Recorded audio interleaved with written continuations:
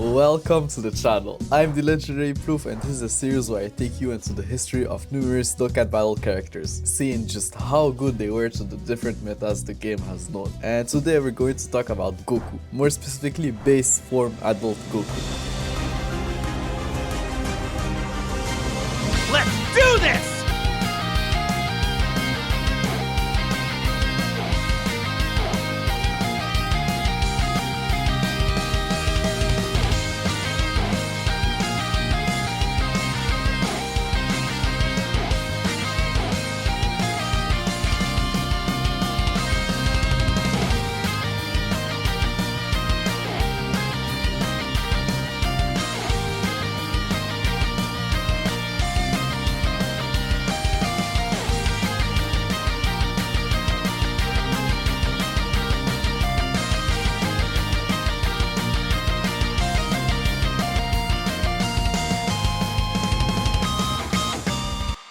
Are you getting excited yet? So during the first year of Dokkan, we had multiple R and SR's Goku, but none of them were really good or useful at all until August 2015, when we got our first SSR based Goku. This guy had a niche but very good leader skill. Against in bosses, your team was practically invincible, and since he was a nuker, you could just bring orb changers or nuking items and you were good to go damage wise. Later that year, we also had another SSR based Goku who was also a nuker. I guess that was the gimmick associated to the Spirit Bomb back then, and that guy wasn't as good since his nuking passive was limited to strength type key spheres, but luckily for him he had some use in the Kid Buu Dokkan event because of his ability to heal from candies. Fun fact, but one of the rarest cards in Dokkan is actually a base form Goku from that year. The only way to get him was from a serial code from the V-Jump, and that code expired in September 2015.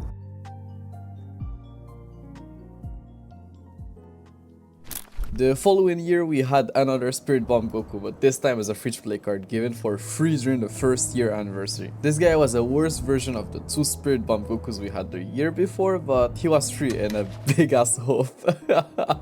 Yes, this was the original translation. Anyway, the meta at the time pretty much only consisted of one unit being Strength Gogeta. It was either you had him or you didn't have an account, at least until the introduction of the God Leaders with AGL Super Vegito. Nonetheless, at the end of the year we had another Goku who was pretty solid for a free-to-play card. Decent passive and ability to stun on super. But you know, he was a World Tournament reward card. Yeah.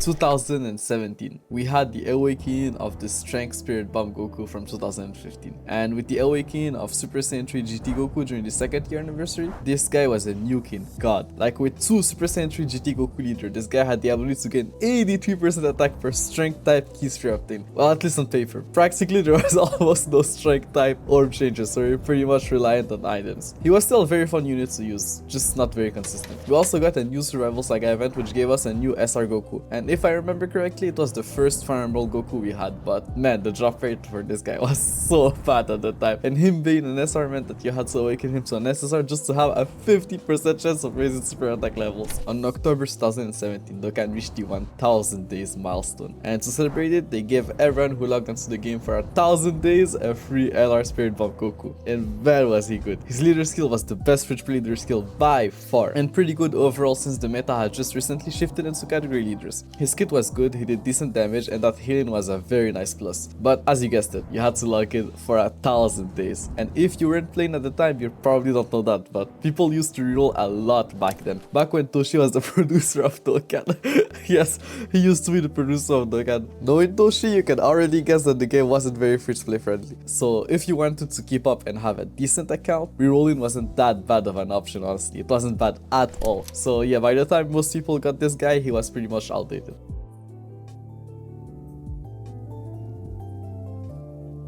The third year anniversary brought a new free-to-play Goku from his training on his way to Namek. He honestly was a pretty good filler unit because of his sensu, even though you needed like some insane RNG to proc it. Like a free heal was just too valuable in events like Super Battle. 2 months later, we got the awakening of the one-hand Spirit Bomb Goku from 2015. This guy was not great. He had no defense and just didn't hit hard enough, even though he was like a nuker. But he had a very niche use in Super Battle Road because of his leader skill. If you run 2 of them as leaders, your units will pretty much much take no damage in the super physical SBR stage, but you would also do no damage, so this strategy was only good if you had like way too much time to waste. 1 month later, we got the awakening of the Feet Kamehameha Goku, as well as the new World Tournament SR Goku. The Feet Kamehameha Goku was a third.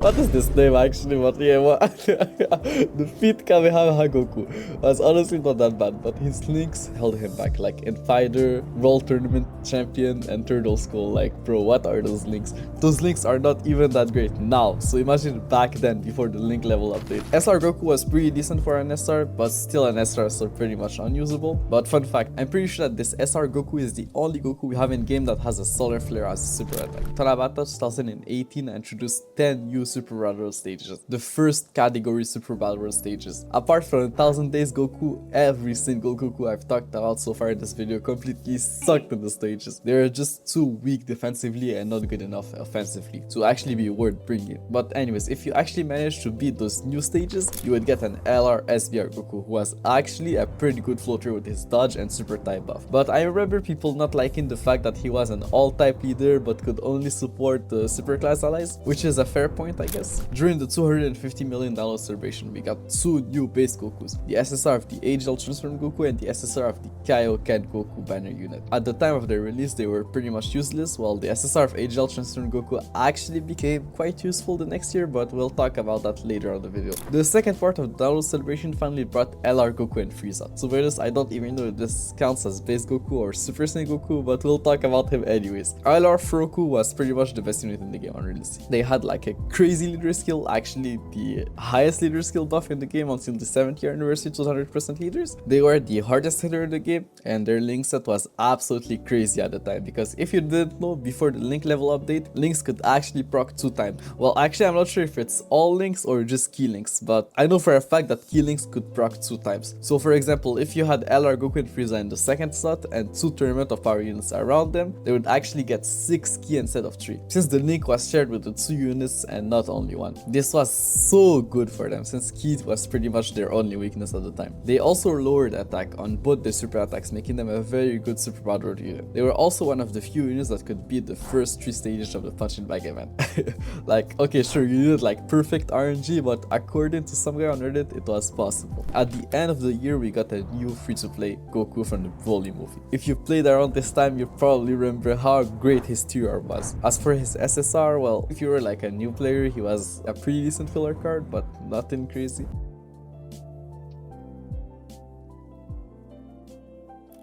The 4th year anniversary brought back the end of Z Goku and actually awakened him into an SSR. He was nothing great, just a nice trophy card. Like, dude, look at this card art, like it's so clean. April, and we got a new Butaden Goku. Honestly, this guy was pretty good for an SSR. He could put out some decent numbers, but his Vegeta counterpart was just better because he was the one with the better defense. A very rare Vegeta W. The next month, we got our first official Namek Saga Dokkan Fest Goku, and man, was that guy incredible. His animations were so clean, and he was completely dominating the hardest event in the game, being the Legendary Goku event. Talking about the Legendary Goku event, this is the event where the SSR of AGL Transforming Goku could actually shine. In fact, he actually was better than his TR counterpart in that event, believe it or not. I kid you not, like I remember myself reversing his awakening because he was just actually better as an SSR. Unlike his TR, he could actually stack defense indefinitely. Sure, it took forever to clear the event, but you pretty much couldn't die at the end. Before the end of the year, we got 3 new SSR Gokus. The SSR of the Yardra Super Saiyan Goku, the SSR of the LR God Goku, and the SSR of the Tech Exchange Goku. The Tech Exchange Goku was pretty much the only one who was actually useful. That ability to stack defense permanently was just so good back then because of the Legendary Goku event.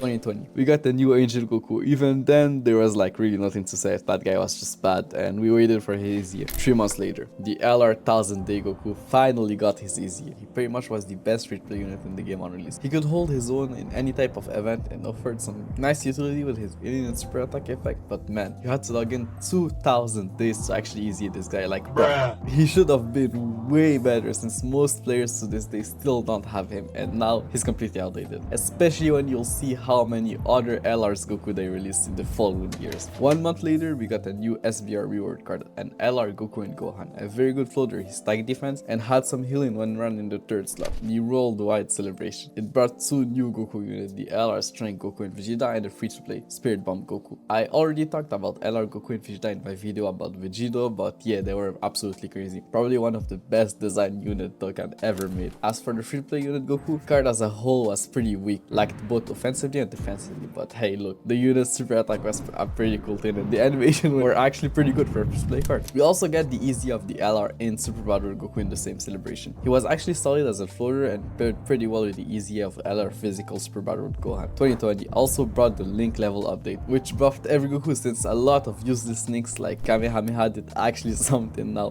Unfortunately, it nerfed LR Goku and Frieza since they changed how key links interacted with each other and making it harder for them to hit their 18 key super attack, which you want to do.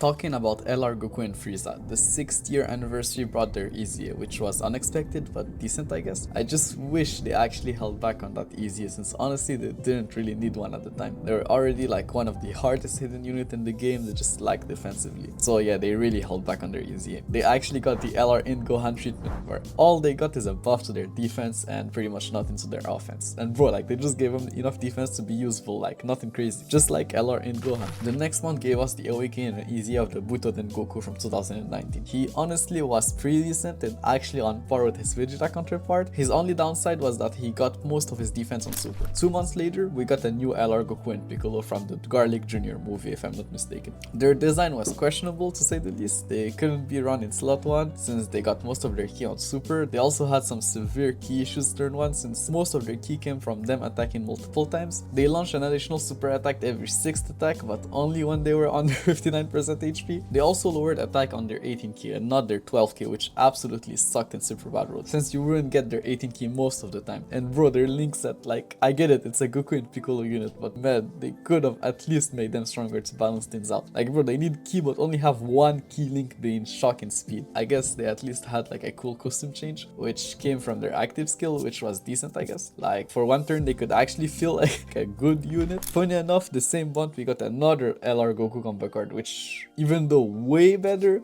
still had a questionable design. Okay, they were actually very good in base and linked perfectly with their strength counterpart, but why the high chance of rainbow orb changing? The orb changing being guaranteed wouldn't have made them like overpowered by any means. They would have just been on par with their strength counterpart even though they released 1 year later. But that's honestly fine when you look at their active skill condition. 4 turn and being above 70% HP. What's the point of giving them a heal to transform if you already needed to be healthy to transform? Like I get it, they wanted them to be paired with their strength counterpart, but honestly maybe I'm crazy or something, but I think that they could have just erased any HP restriction and it would have worked fine too. They wouldn't have been crazy at all. The next month we got a new World Tournament Goku. He had an exceptional base kit and people had high expectation for his future Dokkan Awakening, but we'll talk about that later in the video. The $350 million celebration brought a new LR Goku and Vegeta exchange unit. The Vegeta part of the card was decent, but the Goku part was very good, at least against extreme class units. That 30% damage reduction coupled with his LR started all the buff he would gain on Super. This guy was an outstanding tank post Super, but yeah, it was very hard to actually get him out since you needed to drop below 30% HP and get KO'd. 2 months later we had the first part of the Z version update, which brought a new free-to-play LR Goku from the same saga. LR's Goku was like a crazy free-to-play unit. This guy could easily break 400k defense post Super, meaning he could pretty much tank all normals in the game while also being a support type unit. He also had a pretty cool active skill, but it did no damage.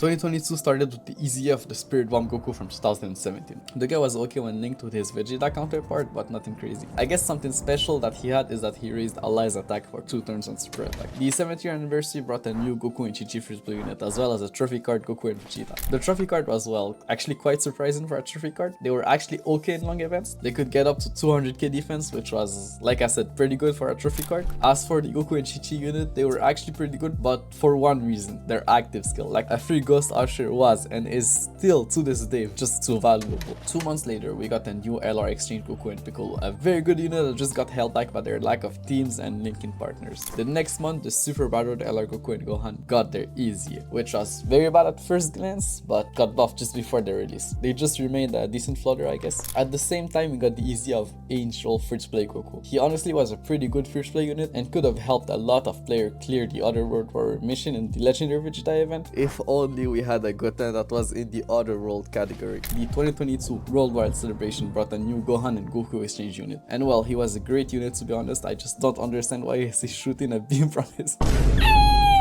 During the same celebration, we got the very controversial easy of Strength Namek Goku. This guy was either god or complete garbage, and it all depended on his guard's proc. I still don't understand why they didn't buff his medium chance to guard. Like, you've probably heard some people say that his guard can actually proc mid-turn, but it's actually not entirely true. His guard can proc mid-turn if you're facing a physical enemy, otherwise it's either he guards or he doesn't. Also, even though they buffed his transforming condition, this guy is still not great in base. I think that giving him the ability to stack defense in his base form would have completely change this unit. Like, bro, it's an active skill. If you're not lucky enough to have him transform on turn 3 and stack, you just lost. Like, literally, you lost. It's over, bro.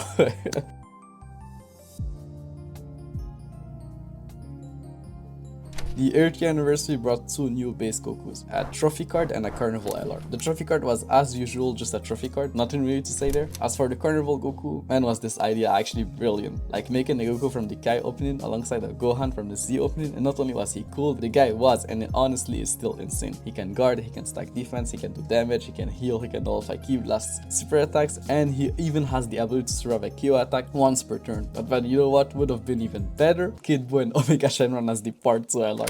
You remember how earlier in the video I told you how this Goku had a very good base kit and that he could look very good post awakening? Well, he's okay if you have another World Tournament unit on the rotation, otherwise he's absolutely trash. I guess he could be very good post EZA, we'll just have to wait and see. The Golden Week celebration this year brought probably one of the most wanted dual Dokkan Fest ever by, honestly, I don't know who. Like, I read Dragon Ball once and never watched the anime, so this wasn't very hype from me, but nonetheless, the units are very good and Goku wasn't an exception. Well, he wasn't 50% of the time. Like, bro, Dokkan, can you stop with all those coin flip units? Before reviving, this guy can either tank anything in the game or die from any super in the game. But it's true that post revive he's actually a beast, and if I understand it correctly, it doesn't even need to be his revival. If any other unit in your team revives, like for example the GTDU or the Carnival Tech Goku, well, it procs that part of his passive, so yeah, it's not that bad. 2 months later, we got another Goku. Yes, another one. And I don't know if it's just me, but it seems like every new base Goku they release is worse than the previous one. Okay, maybe I'm wrong, but there's one thing I'm sure about, is that this guy is not good. He was designed for the World Tournament or some very niche Super Battle stages, and yeah, that's pretty much it. He was just pure stats. He doesn't bring anything else, and there's nothing wrong with bringing pure stats if the stats are absolutely crazy like LR Jiren back in 2020. But this is just not enough. Also, he's made for the World Tournament, but he's not even the best World Tournament card. Dokkan Fest Junior is way better. That active skills just saves you so much time. But wait, I just realized something. This guy is actually a monster in one specific event, the Bardock event. You can actually utilize his full kit there, like his final blow is actually useful there. Okay, wait, never mind.